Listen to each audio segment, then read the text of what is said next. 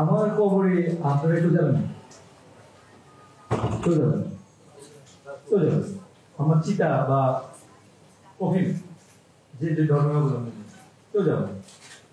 আমার জবাব আমাকে দিতে। সুতরাং আমি সেই মেয়েনিষ্ঠ আমার জবাব দেওয়ার জন্য আমি তো আমার জবাব আমার স্ত্রী কন্যা সন্তান দেওয়ার জন্য আমার জবাবটা আমাকে দিতে। চাকরি জীবনে চাকরিটাকে আমি রুটির পাশাপাশি সবচেয়ে গুরুত্বপূর্ণ ইবাদত হিসেবে নিয়েছি। আমি মনে করি আমার এই চাকরি দিয়ে আমি জানাতে দিই। আমার চাকরি শুরু থেকেই আমি সেভাবে চাকরি করে আমি আশা করি, আমি প্রত্যাশা যে আপনাদের সহযোগিতা পেলে আমি কিন্তু গুরুত্ব দিয়ে বলছি, আপনারা যারা এখানে আছেন আপনাদের সম্পূর্ণ সহযোগিতা পেলে সেই কাজটা আমরা এখানে, কিন্তু আপনাদের সহযোগিতা না হলে প্রত্যাশা করা সহজ। আপনাদের কেমন সহযোগিতা? আপনাদের সহযোগিতা চাই এমন যে আপনারা সত্যি তথ্য দিয়ে আমাদের দিবেন, নিরপেক্ষ তথ্য দেবেন। আপনার গ্রুপিং থাকতে পারে, আপনার মনে একটি পক্ষ থাকতে পারে, কোনো সমস্যা নেই। আমরা সমাজের এখানে সবাই তো আমরা এই সমাজের অংশ, আপনি আমি এই বাংলাদেশের মানুষ। আপনার একটা মত থাকতে পারে, এটা নিয়ে আমার কোনো বিষয় না। আপনি যখন পুলিশ সুপারকে বা পুলিশ প্রশাসনকে তথ্য দিবেন, আপনার তথ্যটি যেন সঠিক তথ্য, আপনার সঠিক তথ্যের উপরে ডিপেন্ড করে আমি পরবর্তী পদক্ষেপটা গ্রহণ করব। কিন্তু আমি যদি আপনার কাছ থেকে বায়াস তথ্য, আপনি যে পক্ষ করেন বা যে গ্রুপ করেন, আপনি দেওয়ার সময় যদি ওইভাবে দেন, আমি তো যেই কোনো তথ্য পাবো যাচাই বাছাই করে সেভাবে ব্যবস্থা নেই। কিন্তু পরবর্তীতে যেটা হবে আমার মন খারাপ হবে যে মিস্টার এক্স ওনাকে এত পছন্দ করি, উনি এত ভালো, উনি আমাকে এই তথ্য দেবে, তথ্যটা দিচ্ছে। আপনি কেমন সমাজ চান, কেমন সমাজে বসবাস করেন, কেমন পুলিশ চান, ডিপেন্ড করবে আপনার সমাজ। আপনি যদি ইংল্যান্ডের পুলিশ চান কিন্তু সমাজ বাংলাদেশে, তাহলে ফেল করবে, ইংল্যান্ড পুলিশ তো চালাই যাবে। আবার যদি পুলিশ দিনের জনগণ হলো ইংল্যান্ডের, পুলিশ দিনের বাংলাদেশে চলবে। আমি তো এখানে টেম্পোরারি সিটিজেন, আজকে আসি চাকরি শুরু আবার কালকে চলে যাবে, কিন্তু এই সমাজ আপনার, আপনি কিন্তু এই সমাজে থাকেন। এই সমাজ যদি ভালো হয়, এই সমাজ যদি কল্যাণমুখী হয়, এই সমাজে যদি সুস্থতা থাকে, সৌন্দর্য থাকে, তাহলে এই আগামী দিনে বেনিফিট পাবে আপনার পরবর্তী প্রজন্ম, আমার আগামী দিনে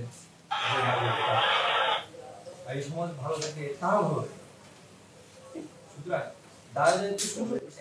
যদি আপনি মনে করেন পুলিশ বাহিনী, আমি এটা বিশ্বাস করি আইন দিয়ে সবসময় সবকিছু হয় না, আইনের প্রয়োজন আছে, আইনের প্রয়োগ যথাযথভাবে, পাশাপাশি সামাজিক আন্দোলনের একটা বিষয়।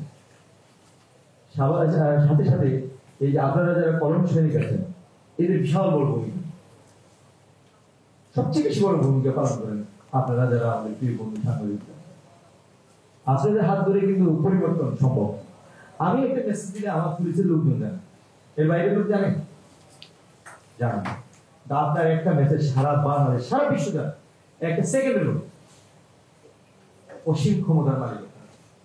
আপনার এই ক্ষমতার ওয়ার্ডস যদি পজিটিভ দিকে হয়, ভালোর দিকে হয়, কল্যাণের দিকে হয়, সুন্দরের দিকে হয়, এটা সমাজ পরিবর্তন করতে পারে। এবং আপনারা সেই কাজ করেন বলেই এখন আমরা আশাবাদী। এখনো সমাজ কিন্তু হারিয়ে যায়নি, আমরা স্বপ্ন দেখি যে হ্যাঁ আমরা ভালো একটি সমাজে বসবাস।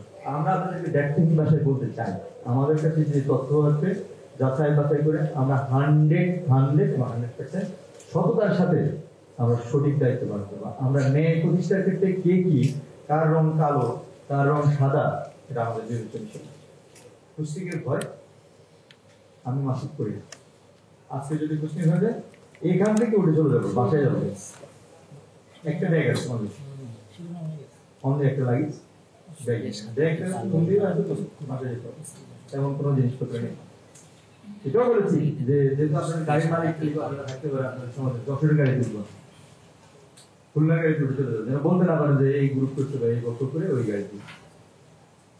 আমাকে এটা নিঃসন্দেহে কোনো টেনশন করে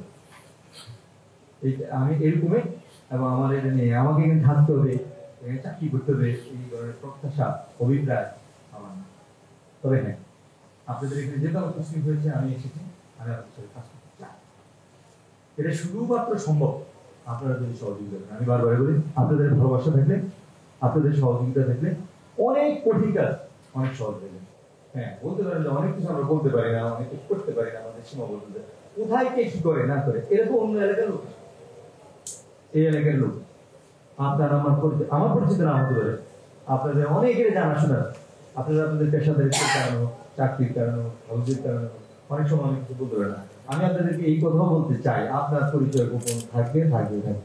আপনার নামও লিখে ধরবেন, একটা টেক্সটে দেন। হ্যাঁ, আমি আপনাকে প্রশ্ন ফোন করে জিজ্ঞেস করবো না, আমি আমার কাজ করবো। ৩০ লক্ষ শহীদের বিনিময়ে, রক্তের বিনিময়ে যদি এই দেশ স্বাধীন হয়ে থাকে, ৩ লক্ষ মা বাবার সম্মান হয়ে যায়, এই দেশে আমরা যখন আমাদের কিছুই ছিল না, আমাদের মুক্তিযোদ্ধাদের এই সশস্ত্র পাক বাহিনীর বিরুদ্ধে যদি আমরা যুদ্ধ করে জিততে পারি, তাহলে এর চেয়ে বড় কঠিন চ্যালেঞ্জ কি হতে পারে? আমরা কেন পারবো না?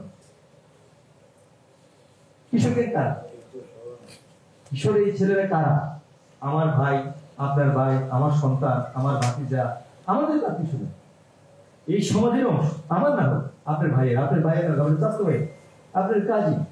এই আমি আপনি যদি ঠিক থাকি, তাহলে এইটা যদি আমরা নির্মূল না করতে পারি, তাহলে আমাদের সরকার রেখে রাখি। এই সমাজ আমরা কার কাছে রেখে দেবো যদি আমার পরবর্তী জেনারেশনের ঠিক না থাকে? যদি মাদকের সয়লাভ হয়ে এই সমাজ চলে যায়, তাহলে এই রাষ্ট্র শুধু বিরান ভূমি হয়ে পড়ে থাকে। মনে করেন মানচিত্র আছে, জায়গা জমি আছে, মানুষ নেই। এই রাষ্ট্র তো আমরা এই জন্য চাই, মানুষের মতো মানুষ চাই।